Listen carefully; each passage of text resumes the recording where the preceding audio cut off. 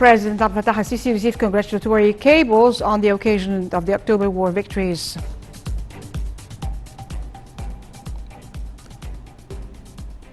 Welcome back. Talks between Egypt, Ethiopia and Sudan over the so-called controversial Renaissance Dam hit a new deadlock in Khartoum on Saturday. As President Fattah AlSissi said on Saturday, Egypt is committed to protecting and defending its rights in the Nile water. Here are more details. On his Facebook page, President Abdel AlSissi stressed the full commitment of the state and all institutions towards protecting the Egyptian water rights of the Nile River. The head of state said that he followed up the tripartite meeting which took place between the irrigation ministers of Egypt, Sudan and Ethiopia to discuss the Ethiopian Renaissance Dam file, which did not end with any positive result. He asserted that Egypt and all its institutions are fully committed to defend and protect the Egyptian rights of the Nile water and to take all the necessary measures on the political front and within the framework of the international law to protect those rights. The head of state ended his statement saying that the Nile will continue running strongly, connecting the south with the north with the geohistoric bond. Earlier, Presidential spokesman Bassam Radi said that Egypt welcomes the statements released by the White House concerning the current negotiations on the Renaissance Dam, where the United States showed the support to Egypt, Sudan and Ethiopia to reach an agreement to how to fill and operate the dam in a way that preserves the common interests of the three countries. The U.S. also called on the three countries to show good intentions to reach a deal that maintains the right to achieve economic development and fully respects the other rights in the Nile water. Radi added that Egypt expressed keenness to witness an effective American role regarding this file, especially after reaching a dead end in the tripartite negotiations since signing the principles announcement in 2015. The spokesman highlighted the need of an international efficient role to overcome the current difficulties and reach a balanced deal based on full respect to the international laws of managing and using international rivers to enable the countries to use their water resources without hurting the other's interests.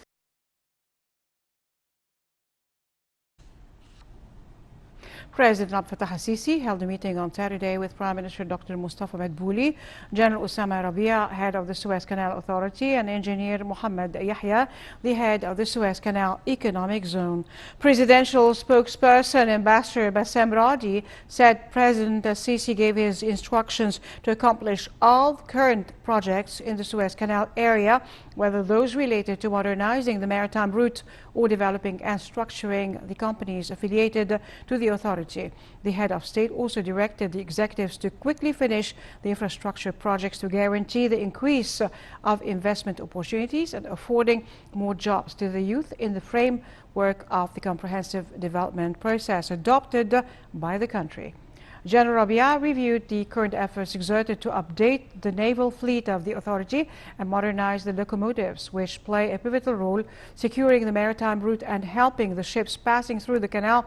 He also enlisted the measures taken to control the administrative work in the authority, the amendments of the employment structure, and depending on excellent cadres. For his part, Zaki tackled the procedures of developing different main sectors of the economic zone as well as the executive situation of the projects currently under construction and modernizing the main ports of As-Sukhna, Port Said, East and West Port Said, and the industrial zones affiliated to them.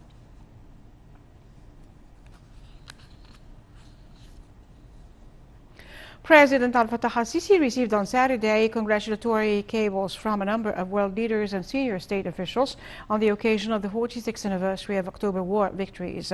President Fattah AlSissi received a greeting cable from the custodian of the two holy shrines, King Salman bin Abdulaziz Al Saud and his Crown Prince Mohammed bin Salman.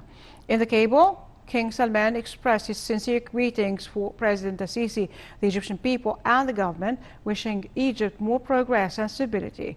Also on Saturday, the president received similar cables from Bahraini King Hamad bin Isa Al Khalifa, Kuwaiti Emir Sheikh Sabah Al Ahmad Al Jabir Al Sabah, and Oman's Sultan Qaboos bin Saeed. Moreover, the head of the state received greeting cables from top state officials, as well as Al Azhar Grand Imam Sheikh Dr. Ahmad Al Tayyib, who said that October War will always be a witness of Egypt's greatness and strength, stressing the need to line up with the army in its fight against terrorism.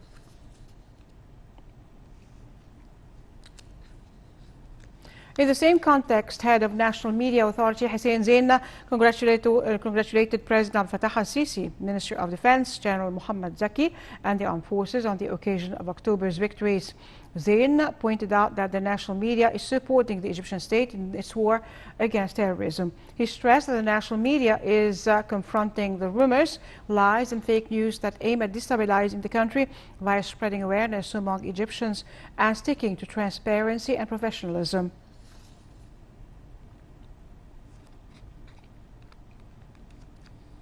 President Fattah AlSissi issued on Saturday a presidential decree to pardon a number of prisoners on the occasion of the 46th October victories anniversary.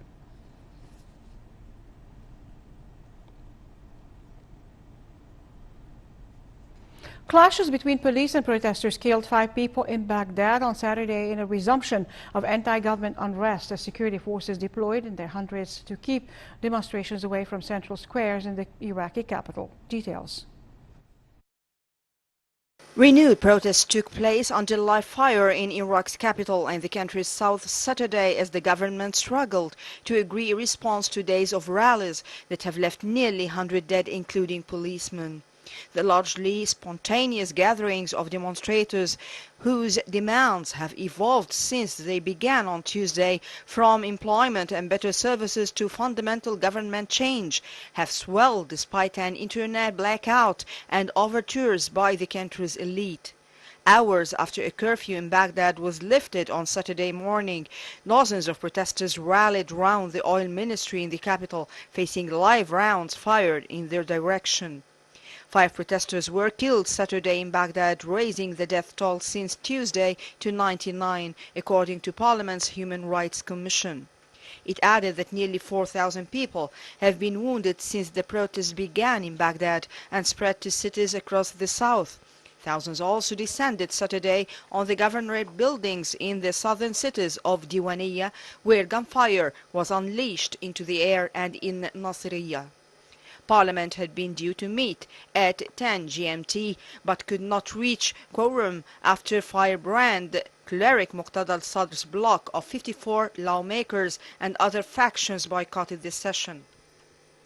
The former militia leader threw his weight behind demonstrations on Friday with a call for the resignation of Prime Minister Abdel Mahdi.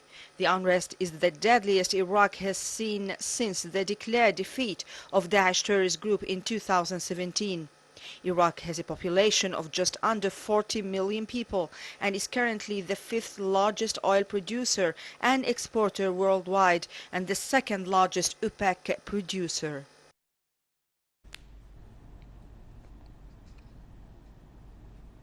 Meanwhile, Arab League Chief Ahmed Abu Ghait expressed his deep concern over the latest developments of the situation in Iraq.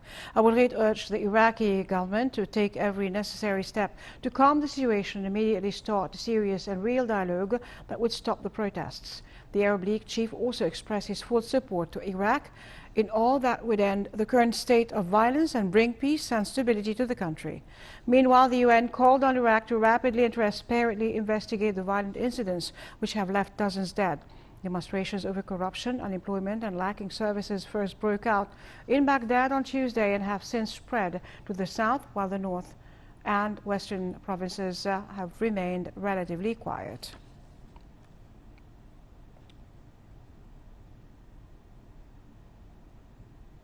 Turkey said on Saturday it will mount a military operation in northern Syria after accusing Washington of not doing enough to expel Syrian Kurdish fighters from its border. Turkish President Tayyip Erdogan said the air and ground operation east of the Euphrates River in Syria could start at any time. The U.S.-backed force, which controls the region, the Syrian Democratic Forces, SDF, led by the Turkish YPG militia, said it wanted stability but vowed to respond to any attack. NATO allies Ankara and Washington agreed in August to set up a zone in northeast Syria along the border with Turkey. Turkey has accused the United States of moving too slowly to create the zone, as they are at odds over how far it should extend into Syria and who should control it.